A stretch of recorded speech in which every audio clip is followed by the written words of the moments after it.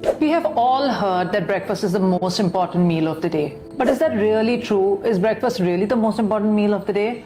Or is it just one of those things that you can easily give a skip to? There was once a time in my life when I was really desperate to lose weight and I was ready to do anything and everything to make it happen, whether it was intermittent fasting or missing my breakfast. But let's stop and think for a minute. If it's really even worth it, should you actually be missing a meal or do you really need that fuel? Hello, this is Fit Chef, your fit guide to a fit life. I'm going to take you through breaking down whether you really need to be skipping your breakfast or you really need to be eating it, whether you should be doing intermittent fasting or not, and whether it works for you or not.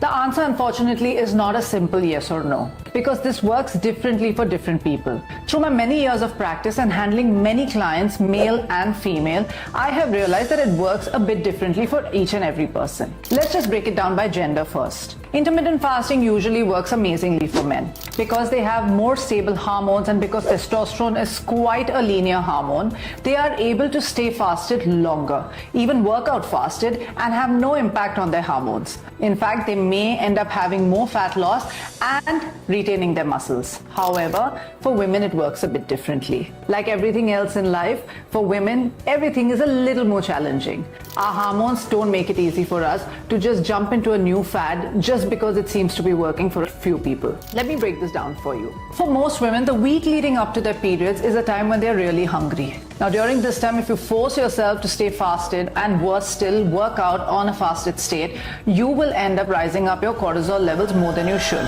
And what happens then is that your body ends up holding on to fat rather than burning it. So sadly, many women get stuck in a cycle of working harder, eating lesser, exercising more, and yet having more fat. The answer to that is simple, and one probably you don't want to listen to, but you have got to eat. If you have diabetes, then keep in mind that your breakfast choices can make or break your blood sugar levels. I'm going to share with you 5 fantastic recipes of Indian breakfast options that are high in fiber, protein and fats. Not only will they keep you full for longer, but they will also keep your blood sugar levels in check. So what kind of breakfast is the best for diabetics? A breakfast that's full of fiber, because first of all, fiber slows down the glucose absorption. Second, it should have good amount of protein because that's what's going to keep you full for longer. And third, have got to be good fats. Good fats support insulin production. An important thing to remember is to avoid refined carbs and sugars early in the morning, as this spikes your blood sugar levels. Instead, go for carbs that are complex with a lower glycemic index, as this will give you more stable blood sugar levels. Here are my top 5 diabetic-friendly Indian breakfast options. I'm starting off with sprouted moong dal chila, which pairs perfectly with a homemade coriander chutney. At number 2, we have oats and flaxseed upma. It pairs really well with coconut chutney. Always choose oats that are gluten-free and be very moderate about the amount of oats that you're going to consume early in the morning. At number 3, we have sattu chila with Greek yogurt. This is a fantastic choice as sattu is made out of 7 grains and cereals. It's packed with protein and it has a low GI, which makes it a perfect option for diabetics. Coming in at number 4 is ragi dosa with coconut chutney. Now in this option, I have a few little tips and tricks that can make it super nutritious. Ragi, first of all, is low GI. It's packed with calcium and is a great option to go for in the morning. But what you can also do is you can add some vegetables, some grated cheese or grated paneer inside your dosa, which won't just make it delicious but also super nutritious. At number 5 is my go-to breakfast. It's Greek yogurt with a combination of nuts and seeds. This is packed with protein, micronutrients, vitamins and minerals, and the best part is that it has 0 carbs. If there was one blanket rule that I could say applies to everybody when it comes to breakfast, is that you have got to keep it protein heavy. Focus on your protein, focus on your fibers, go easy on your carbs. Try and eat whole foods as carbs like fruits. That's probably better than having some white bread or a bagel, and you are likely to feel satiated all through the day. Protein is an essential building block of life. Whether it is for metabolism, whether it is for hormone production, or even to maintain muscle, protein plays a very important role.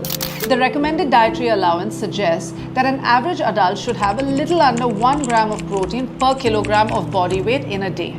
However, if you're somebody who's looking to build muscle or probably are an athlete, you should go for about 2 grams of protein per kilogram of your body weight.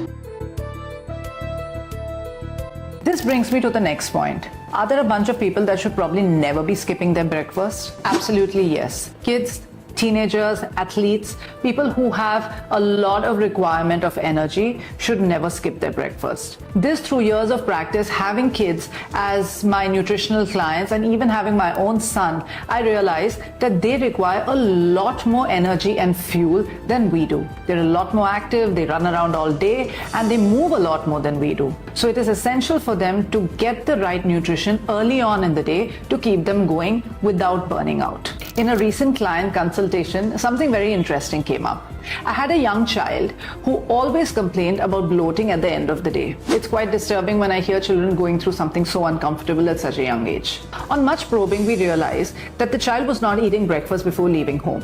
What children do in school is totally out of our control. A lot of times they end up consuming a lot of junk, which really doesn't fill them up and give them the nutrition that they require. What really works for kids is to start their day with a well-balanced breakfast, and when they come back from school, follow it up with a really nutritious smoothie that's made at home.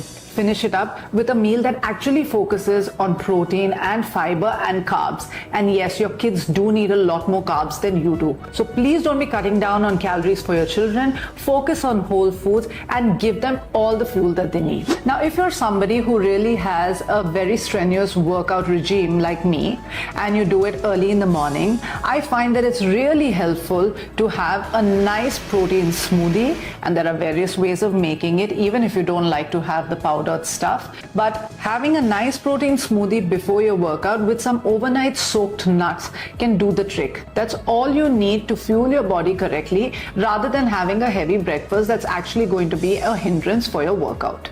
Now you may be wondering, but what about all of my friends who are intermittent fasting and feeling great? Well, if you're somebody who naturally doesn't feel hungry, you should go ahead and fast and see how you feel. However, like I said, if you are somebody who ends up feeling hungrier in the later part of the day and binge eating in your other meals, then it's probably not a great option for you. And all my ladies, I seriously advise you to think twice before intermittent fasting blindly. If you're still confused as to whether you should be eating breakfast or not, feel free to reach out to me, and me and my team would be so happy to customize a nutrition plan for you.